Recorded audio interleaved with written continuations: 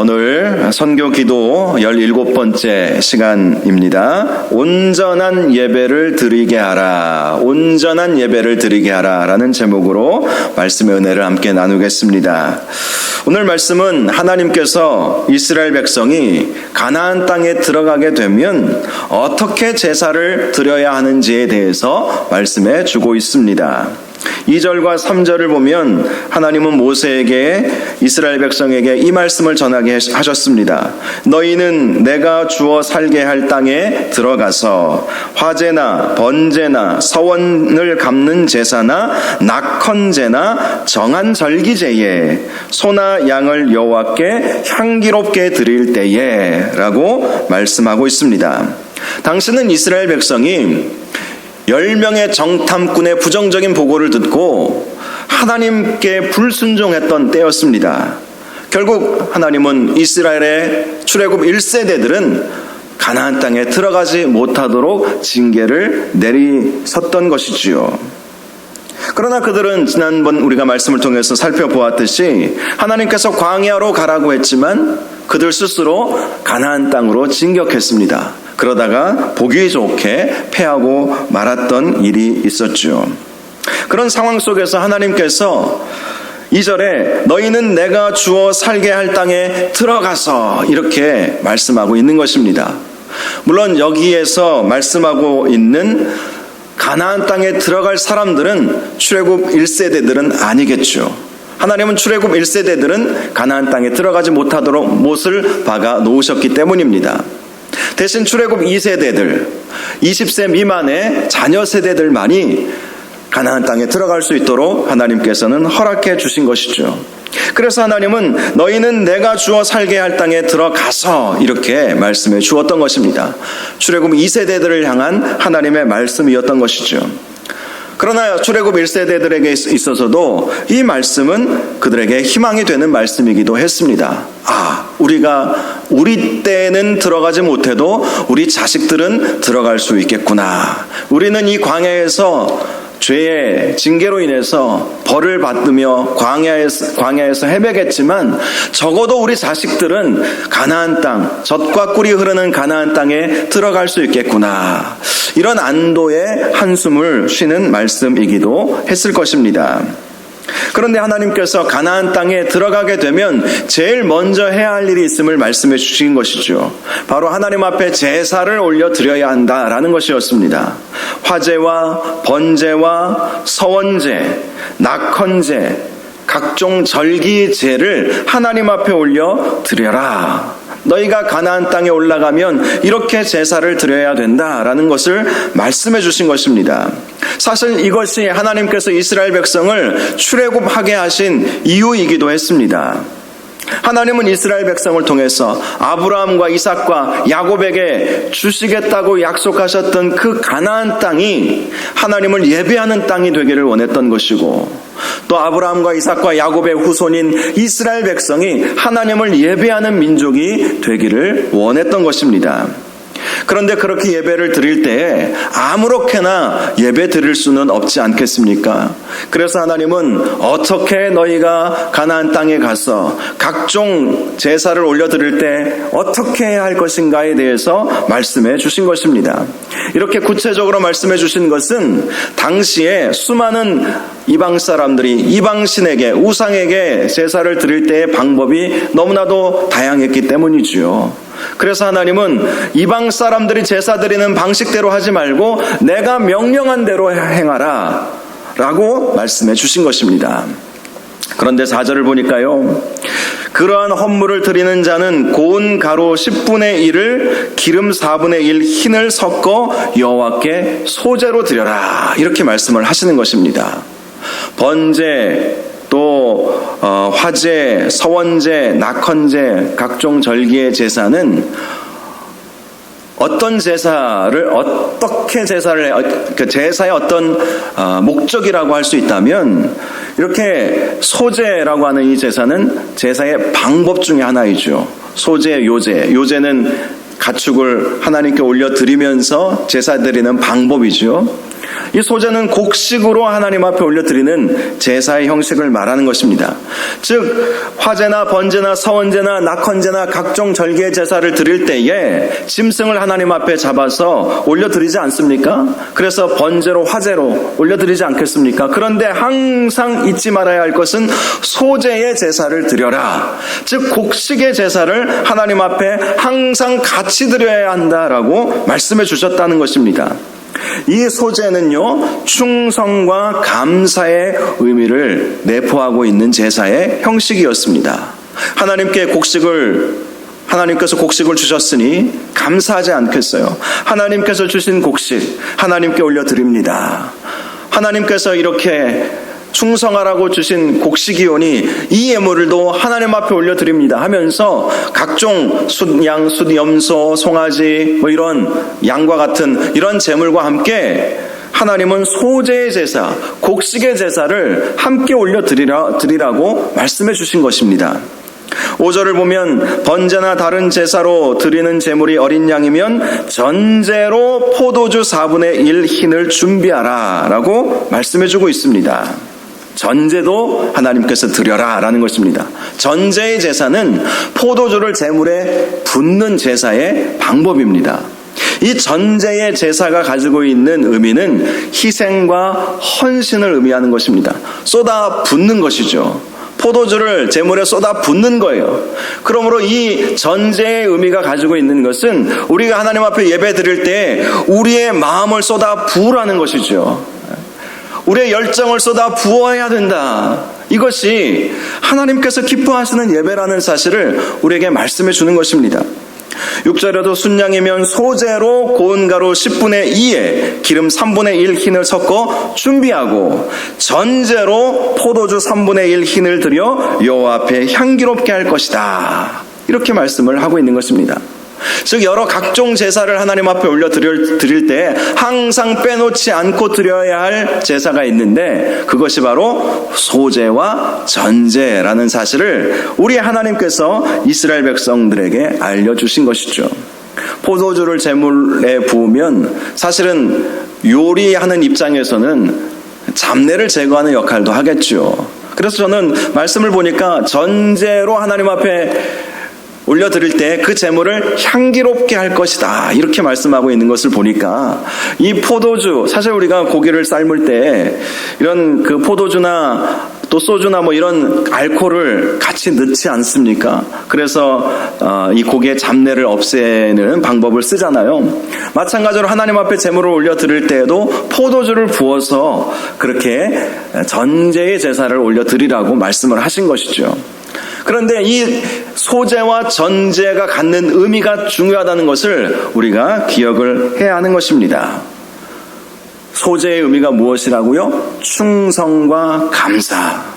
하나님 앞에 제사를 드릴 때 사실 오늘날로 우리가 해석하자면 우리가 하나님 앞에 여러 가지 예배를 드리지 않습니까? 새벽 기도를 하나님 앞에 올려드리고 오늘처럼 금요 기도회로 하나님 앞에 예배하고 주일날 주일 오전 예배, 주일 오후 예배를 또 수요일날 수요일 예배를 하나님 앞에 올려드리는 그러한 예배를 올려드리잖아요. 그런데 그런 예배의 어떤 종류도 중요하겠지만 종류별로 또 가급적이면 우리가 공예배를 다 참석하면서 하나님 앞에 예배 드리는 건 너무나도 중요하지만 또 중요한 것이 있는데 예배를 드릴 때 어떤 마음으로 드려야 하는가가 또 중요한 것이죠. 지난번에 이사야서 말씀을 함께 나눌 때 유다 백성이 하나님의 징계를 받았던 이유가 무엇이었습니까? 그들이 하나님께 제사를 올려드렸지만 제물도 올려드렸지만 마당만 밟고 갔기 때문이다. 이런 말씀을 함께 나누지 않았습니까? 마당만 밟고 간다는 의미가 무엇이겠어요? 형식적인 그러한 제사를 당시 유다 백성들이 하나님 앞에 올려드림으로 하나님께서 받으시는 예배를 한 번도 그들은 드리지 않았다는 것 아니겠습니까? 그러니 하나님의 징계를 받을 수밖에 없었던 것입니다. 예배는 너무나도 우리에게 있어서 중요하죠. 예배는 생명입니다. 생명처럼 지켜야 할 것이 예배인 것입니다. 항상 그 사실을 기억하시기를 바랍니다. 그런데 여러 예배를 드릴 때 항상 빼놓지 말아야 할 우리의 마음 자세가 있다면 바로 소제의 제사, 전제의 제사를 함께 올려드려야 한다는 거예요. 우리가 하나님 앞에 충성을 서약하고 하나님 앞에 감사와 영광을 올려드리며 하나님 앞에 희생과 헌신을 결단하는 그러한 예배를 하나님 앞에 올려드려야 한다는 것입니다. 오늘날 예배를 생각할 때 영어로 서비스라는 그런 용어를 쓰죠. 사실 그 서비스가 목사가 성도에게 서비스를 해주는 것이 아닙니다. 성도가 하나님께 영광을 올려드리는 것이죠. 그게 진정한 예배이죠. 진정한 예배가 무엇입니까? 하나님께서 기뻐 받으시는 예배가 진정한 예배인 거예요. 그래서 이 구약시대에 사실 우리가 이 말씀처럼 각종 제물을 하나님 앞에 잡아서 내장을 빼고 기름을 태우고 또 고기를 각을 이렇게 떠가지고 또 하나님 앞에 삶아서 올려드리고 태워서 올려드리고 또 오늘 말씀처럼 곡식을 태워드리고 또 포도주를 이렇게 붓고 이런 제사의 형식은 우리는 드리지 않죠. 그렇게는 우리는 제사를 드리지 않습니다. 그러나 본질이 중요해요. 본질. 이 말씀을 통해서 우리가 깨달아야 할 것이 있다면 우리가 어떤 마음으로 하나님께 예배 드려야 하는가라는 것 아니겠습니까? 예배는 하나님께 온전히 우리의 충성을 서약하고 또 하나님 앞에 감사의 마음으로 하나님 앞에 나아가는 것이 진짜 예배이고 우리의 희생과 헌신이 필요한 거예요. 예배가 예배되기 위해서는 목회자 혼자서 잘 예배 준비한다고 되는 것이 아닙니다. 예배를 잘 드리도록 성도들이 보이지 않는 곳에서 희생하고 헌신하는 일들이 있지 않겠어요? 그것이 바로 전제의 의미인 것이죠. 보이지 않는 곳에서 정말 이 모양 저 모양으로 수고하고 헌신하면서 하나님 앞에 예배를 드리는 것. 여러분, 예배는 쉽게 드리는 것이 아닙니다. 예배는 우리의 희생이 필요한 거예요. 전제의 제사를 하나님께서는 원하신다고 분명히 말씀하셨기에 우리의 희생과 우리의 노력과 우리의 헌신이 그 예배 가운데 담겨져 있어야 한다는 것입니다. 여러분은 예배를 위해서 어떤 수고를 하십니까? 정말 중요한 메시지를 여러분들에게 전하고 있는 것입니다. 계속해서 8절에도 번제로나 서원을 갚는 제사로나 화목제로 수송아지를 예비하여 여호와께 드릴 때에는 소제로 고운 가루 10분의 3 에바에 기름 반인을 섞어 그 송아지와 함께 드리고 또 전제로 포도주 반흰을 드려 여호와 앞에 향기로운 제물을 삼아야 한다. 이렇게 말씀하고 있지요. 그리고 11절과 12절을 보면 이러한 제사는 각 제물의 마리수마다 행해야 했다. 즉 소를 2마리를 잡았다라면 2번에 걸쳐서 각 수요대로 행하라. 수요에 맞게 해야 된다라고 말씀해 주셨습니다. 수요에 맞게 하라는 것은 제물을 드리는 숫자와 그 제물의 가치에 맞게 해야 된다는 것입니다. 한마디로 형식적으로 하지 말라는 것이죠. 대충 하지 말라는 것입니다. 모든 예배 때마다 정해진 분량의 소제와 전제를 하나님께 올려드려서 우리가 드리는 예배가 하나님께서 온전히 받으실 만한 예배가 되도록 해야 한다. 이것이 하나님께서 이스라엘 백성이 가나안 땅에 들어가서 드려야 할 예배라고 말씀해 주신 것입니다. 그런데요, 오늘 제가 특별히 같이 나누고 싶은 말씀은 이러한 제사의 방법을 이스라엘 백성뿐만 아니라 이스라엘 사람과 함께 거류하고 있는 타국인 이방인들도 똑같이 너희처럼 예배하게 하라. 이렇게 말씀을 해 주셨다는 것입니다. 타국인들도 이스라엘 백성이 하나님 앞에 각종 제사를 올려드릴 때 소제와 번제의 제사, 즉 충성과 감사의 제사, 희생과 헌신의 제사를 이스라엘 백성이 올려드리는 것처럼 이방인이라 할지라도 타국인이라 할지라도 예배의 구경꾼이 되게 하지 말고 그들도 예배자가 되게 만들어야 된다. 진정한 예배자가 되도록 해주어야 된다. 이렇게 말씀해 주신 것이죠. 그래서 선교에 있어서 예배는 너무나도 중요한 거예요. 너무나도 중요한 거예요. 선교에 있어서 우리가 복음을 전하고 그들이 예배자로 서게 하는 것이야말로 진정으로 하나님께서 기뻐하시는 일이라는 사실을 우리가 이 말씀을 통해서 발견할 수 있게 되는 것입니다. 우리 선교사님들이 참 많은 수고를 하고 계시죠. 선교지에서 교회를 세우고 제자를 삼고 그들에게 말씀을 가르치고 그들이 예배자가 되도록 그렇게 만들어 나가는 일들을 우리는 선교사님들의 기도 제목을 통해서 발견할 수가 있는 것이죠. 그렇습니다. 이 밤에 우리가 기도할 때 우리 선교지에 있는 현지인들이 하나님께서 기뻐하시는 예배자로 하나님 삼아 주시옵소서.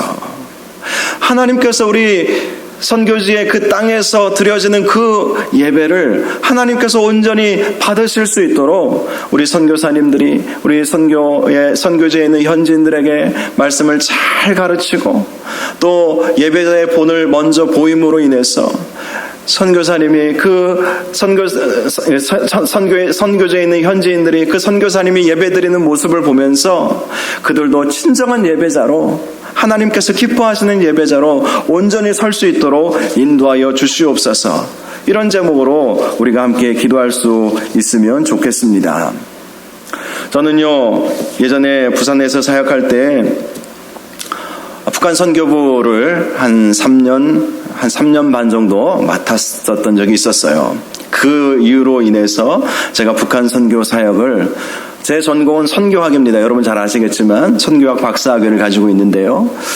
정필도 목사님께서 교구 사역을 열심히 하고 있는데 당시 선교 그 담당 목사님이 이제 다른 교회로 가고 또 그분은 또 선교지로 이제 나갈 계획을 가지고 계셔서 저를 부르시더니 천 목사가 선교학 전공자이니까 당분간 이 선교 사역을, 수영로교회 선교 사역을 맡아보라고 그렇게 말씀을 해주셔서 제가 이제 맡게 되었습니다. 수영로교회는 선교사님들을 참 많이 후원하는 교회잖아요. 1200명이 넘었어요. 파송한 분들도 한 100명 가까이 되고 후원하는 분들은 1200명이 넘었죠. 그러니까 엄청나게 많은 그런 선교 사역들을 이제 하고 있는데요. 그런데 또 이제 한 3년쯤 지나니까 북한 선교 사역도 맡으라고 말씀을 하셔서 탈북민 사역을 이제 시작을 하게 되었는데요. 탈북민들 모여있는 예배 자리에 가보니까 이건 돗대기 시장도, 이런 돗대기 시장도 없는 것 같아요. 지금은 많이 바뀌었을 거예요. 지금 제가 사역했을 때도 참 많이 바뀌고 제가 이제 담임 목회지로 이렇게 올 수 있게 되었는데요. 처음에는 막 너무 이 주일학교도 어린이 예배도 그렇게 안 들릴 것 같아요. 막 시끄럽고 막 떠들고 끝나고 나면 뒤에서 막 소리 지르고 막 싸우고 막 정말 그런 모습을 많이 봤어. 처음에는 굉장히 제가 두려운 마음으로 내가 과연 이 사역을 감당할 수 있을까? 이분들을 제대로 내가 섬길 수 있을까? 이런 마음이 들었어요. 그런데 제가 집중했던 것은 다른 거 아니었습니다. 예배자로 세움을 받도록 그렇게 만들자. 그러기 위해서는 저부터 하나님 앞에 온전히 예배드리는 모습을 좀 보여야 되겠다. 이 마음이 싹 들어오더라고요. 제가 지금은 찬양할 때 이렇게 좀 점잖게 박수도 좀 점잖게 치고 또 이렇게 막 몸도 막 덜 흔들고 막 그렇게 하지만 제가 탈북민들 그 예배 현장에서는요, 일부러 더 막 춤추듯이 찬양하고 더 소리 높여 찬양하고 손들어 찬양하고 또 일어서서 막 눈을 감고 보라고 나처럼 예배하는 거라고 보라고. 사실 그렇게 하면 안 되는 거죠. 사실은 보이기 위해서 예배하면 안 되잖아요. 근데 저는 그렇게라도 해야 되겠더라고요.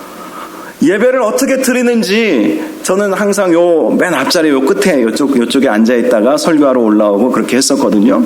그리고 앞에서 이제 찬양팀이 찬양할 때 앞에서 이제 찬양을 하니까 다 저를 봐요. 일부러 저를 보라고. 찬양할 때는 어떻게 하는 거냐고, 어떻게 하는지 보라고. 손을 들고 눈을 감고 기쁨으로 때로는 춤추며 찬양하고 또 때로는 통성기도하는 시간을 갖게 하잖아요. 그럼 막 손을 붙잡고 부들부들 떨면서 그렇게 기도를 했어요. 보라고. 기도는 이렇게 하는 거라고. 부들부들 떨면서. 그리고 찬양은 이렇게 하는 거라고. 그리고 가끔씩 다른 외부 강사님이 오시면 허튼 짓 안 하고 뚫어지게 강사님만 쳐다봤어요. 왜요? 보라고. 우리 탈북 성도님들에게 보라고. 이렇게 예배 드리는 거라고. 그런데요, 1년, 2년, 3년쯤 지나니까 그분들이 저처럼 예배 드리더라고요. 할렐루야. 저처럼 일어나서 손을 들고 찬양하고 눈물을 흘리면서 찬양하고, 예배가 예배되니까 그분들의 삶이 바뀌더라고요. 비전이 생기게 되더라고요. 그래서 예배가 너무나 중요하다, 저는 그것을 깨달았어요. 교회 사역 중에 다른 거 많은 사역들이 있지만 가장 중요한 사역, 본질적인 사역은 예배입니다. 예배가 얼마나 소중한지 몰라요. 일주일에도 몇 번의 예배가 있지만 예배 하나하나가 너무나도 소중합니다. 짧게 드리는 새벽 기도회라 할지라도 그 새벽 예배 하나가 오늘 하루에 내 인생을 좌우하는 예배이기 때문에 너무나도 소중한 거예요. 그래서 저는 말씀, 새벽 기도 15분, 길어야 20분 설교 준비하는 것이지만 그 설교 준비 하나 할 때 대수롭지 않게 대충 하지 않습니다. 한 편의 설교를 낼 때는요, 얼마나 진액을 빼는지 아십니까? 제가 별로 스케줄도 별로 없고 사무실에서 목사님 뭐 하시나 이렇게 생각하시겠지만, 여러분 그 한 편 15분 20분짜리 설교 하나 만들기 위해서 얼마나 많이 기도하고 얼마나 많이 말씀 묵상하고 얼마나 많이 자료를 찾아보고 그렇게 하는지 몰라요. 대충 아는 대로 하지 않습니다. 혹시 여러분 느끼시는지 모르겠지만 제가 처음 부임했을 때하고 지금하고 제 설교의 깊이가 좀 더 깊어지는 것 같지 않아요? 그렇게 인정을 하시는 눈빛이라 감사한데요, 제 스스로도 생각해도 그래요. 그 부목사 때는 설교 많이 해봐야 일주일에 한 번, 많이 하잖아요. 뭐 지금 우리 부목사님도 한두 번 정도 설교하니까 설교의 깊이가 아무래도 더 깊어지기가 좀 어려운 상황이죠. 그런데 맨날 말씀 묵상하고 맨날 말씀 전하고 계속해서 말씀 자료 찾아보고 책 읽고 이러니까 제 지식도, 담임 목회를 하면서 지식도 막 폭발적으로 확장되는 것 같아요. 그래서 때로는 여러분들에게 말하지 않아도 되는 것까지 막 말씀을 드려서 가끔 제 아내가 쓸데없이 그런 것까지 얘기하냐고 할 정도로 제가 배우고 깨닫고 막 이러니까 알려주고 싶은 마음에 막 그렇게 할 때도 사실은 있어요. 아무튼 예배가 너무나 또 중요한 거예요. 예배가, 우리의 예배가 하나님께서 받으실 만한 그런 예배가 되기를 원합니다. 하나님께서 우리 교회에 정말 성도들이 다 하나님을 기쁘시게 하는 그런 예배자들이, 저는 그렇게 되기를 원해요. 그래서 예배 드릴 때마다 소제의 제사, 충성과 감사, 전제의 제사, 희생과 헌신, 이것만 놓치지 마시기 바랍니다. 그렇게 예배 우리가 먼저 드리고, 우리가 그렇게 예배 드리고, 또 우리 선교사님들도 그런 예배자들이 되게 해 주옵소서. 그리고 선교지에 있는 현지인들이 그렇게 하나님을 예배할 수 있도록 인도하여 주옵소서. 여러분, 선교는요, 예배자를 세우기 위해서 필요한 거예요, 사실은. 여러분, 선교는 영원하지 않습니다. 왜 그렇죠? 주님 오시면 선교는 멈추는 거예요. 주님 오셨는데 무슨 복음을 전합니까? 전도 선교는 주님 오시는 날까지만 하는 거예요. 그런데 예배는요, 천국에서도 영원토록 하는 것이, 영원한 것이 바로 그 예배인 것입니다. 우리가 요한계시록 말씀을 통해서도 살펴보지 않았어요? 사도 요한이 하늘 문이 열려서 그 열린 문을 통해서 천상에서 어떤 일이 이루어지고 있는지를 보았더니 하나님께 모든 천사들 또 모든 성도들이 하나님 앞에 예배하는 그 장면, 천상의 예배를 본 거예요. 예배는 영원합니다. 천국에서도 하나님께 드려야 할 것이 예배예요. 저는 이 땅에서 우리의 예배가 천상의 예배가 될 수 있기를 바랍니다. 그리고 우리 선교지에서도 예배 부흥이 일어나게 하시고, 우리 선교사님들의 사역 가운데에서도 예배자들이 계속해서 일어날 수 있도록 인도하여 달라고 함께 기도할 수 있는 이 시간 될 수 있기를 바랍니다. 이 시간 우리 선교사님들 기도 제목 보면서 함께 기도하는 시간을 갖겠습니다. 유인물 보시면서 먼저 앞장에 있는 우리 조은길, 윤선호, 박헌숙, 김민준, 이서희 간사님, 장성근, 김미정 선교사님, 김재선, 이현옥 선교사님 기도 제목 보면서 함께 기도해 주시고, 또 각자 우리 개인적인 기도 제목들을 가지고 기도하다가 돌아가면 좋을 것 같습니다. 자, 우리 앞장에 나와 있는 우리 선교사님들 이름 불러가면서 기도 제목 보면서 함께 우리 우리 주여 한번 부르짖고 기도하도록 하겠습니다. 주여. 하나님 아버지, 우리 좋은 길 전주현 선교사님 위해서 이 시간 함께 기도합니다. 예배 사역